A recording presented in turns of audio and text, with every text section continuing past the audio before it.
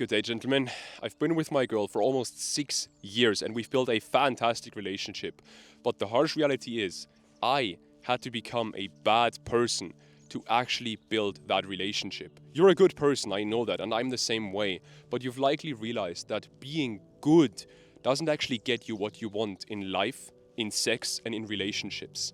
And you also don't want to be a jerk because that's just not aligned with your values.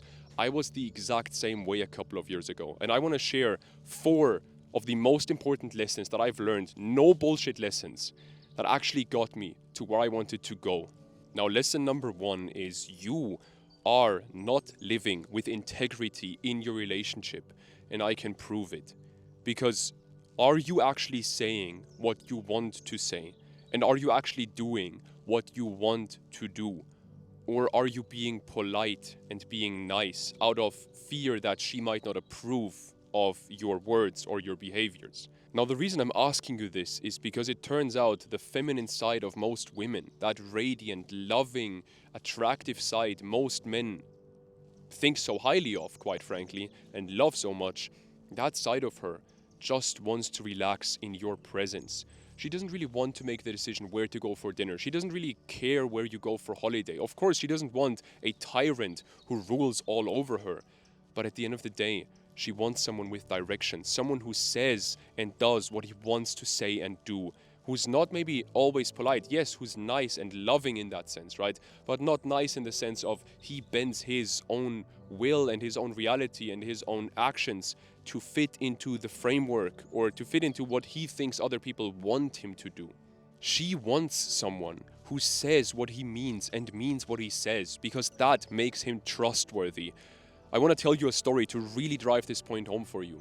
Back in school, this was like maybe 12 or 13 years old for me. We had one friend in our friend group who was always ambiguous, always just going with whatever everyone else said, always agreeing with everyone. And one day, this is just was what we did as kids, right? This is not nice, but it's what we did as kids.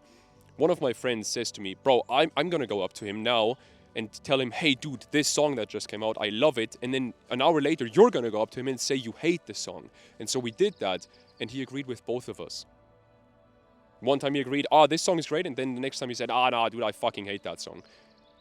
Even as a man, can you trust that person? Can you trust someone who isn't living with integrity? No, you can't. And her feminine side can trust that person even less. Make sure that person isn't you, because you think you're being nice and you're being polite, but what you're actually doing is you are literally destroying her primal trust in you. Now, lesson number 2 ties into this, but it goes way deeper.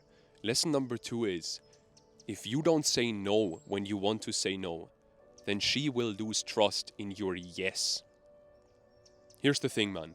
If you don't respect yourself enough to say no, then she can't respect you. A lot of the clients that I work with, a lot of the men that I work with, right, what happens for them is they essentially ask me, hey, why doesn't she trust my decisions? Why doesn't she trust me when I say yes? Why is she so just, nasty and complaining and uninterested in sex sometimes? And then I say, well, do you ever say no when she asks you to do something and you don't want to do it? I'm like, no, I don't really do that because, I want to be there for her and everything, right? Like, there's your point. Because here's the thing. What we're talking about here is feminine intuition. She knows exactly who you are. She can read you like a book. Most women have this very empathetic ability that most men don't have, where she can read you like a book. She knows exactly who you want to be and how you want to act and what you want to say. But when what she knows, who she knows you are, is out of alignment with who you're acting as right now, then she will lose trust and respect for you. And for me in the past, I've always been someone who worked a lot, right? But then when she wanted to spend time with me, what happened? I was like, yeah, sure, I'll spend time with you, even though I wanted to work. But I wanted to look virtuous, and I wanted to avoid conflict. But then I was wondering, well, why is she so nagging? Why is she so uninterested in sex? There's your reason right there. Brother, just accept that she knows exactly who you are. Because even if this was not true, which it is, but even if it wasn't true, it would still hold you accountable to acting authentic and acting as who you truly want to act as. Who you want to be. And here's the thing, man. Recently I spent an afternoon with my girl, And after a while, I realized, fuck, I can't really be present with her right now. Like, this is not helping her, and this is not helping me because I haven't gotten my work done for the day. And so I told her, hey, I can't be present with you right now. This is not helping me. This is not helping you. I want to do some work for an hour, get some shit done, and then I'll be with you again. And at first she complained and she was like, we had such a good time right now and this and that. And I stayed on it. Like, I didn't react to her response. I just stayed calm and was like, I understand, but I'm going to work now for an hour. And then later I came back. She was so sweet and so loving. And she asked me how my work was and this and that. And we had a very loving and very connected and very sexy evening afterwards. Now we'll talk more about sex in lesson number 4, and lesson number 3 is also crucial for you. But before we get into that, real quick, if you're actually serious about transforming your relationship into that trusting, supportive, loving, peaceful, passionate relationship, then what you can do is you can apply for a discovery call with me.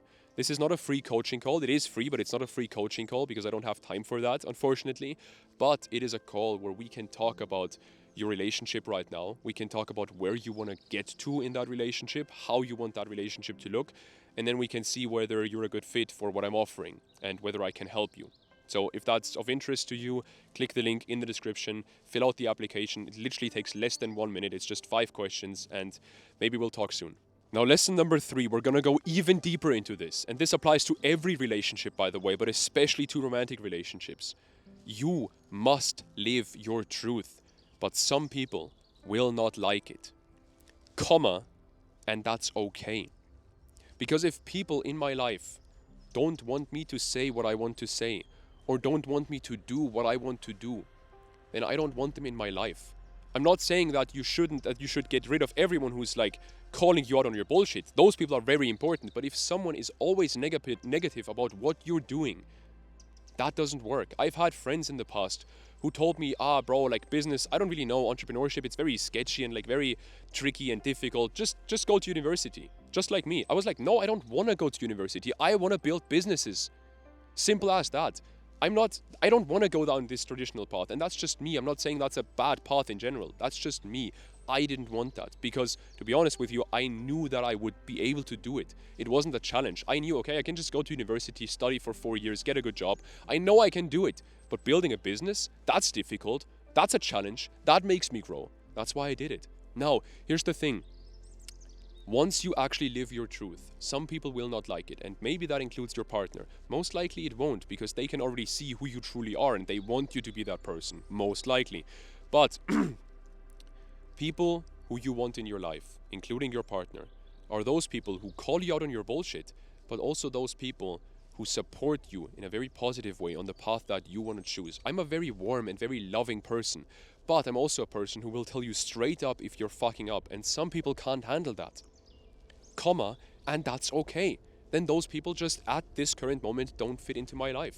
Now I want to tell you a quick 30-second story to really drive this point home for you. I recently spent a day with a bunch of men, some of them I've never met, all entrepreneurs or athletes, all hardworking guys, aligned with my values, right? And at one point, the topic of diet came up, and we talked about diet for a while. Now, thing is this. I have been on a vegan diet for the last 4.5 years because it just works fantastic for me. I don't say that everyone has to do this. I'm not giving you diet advice. I'm just saying this works for me, right? And some people, especially one guy in this group, is on a full carnivore diet right now. And here's the thing.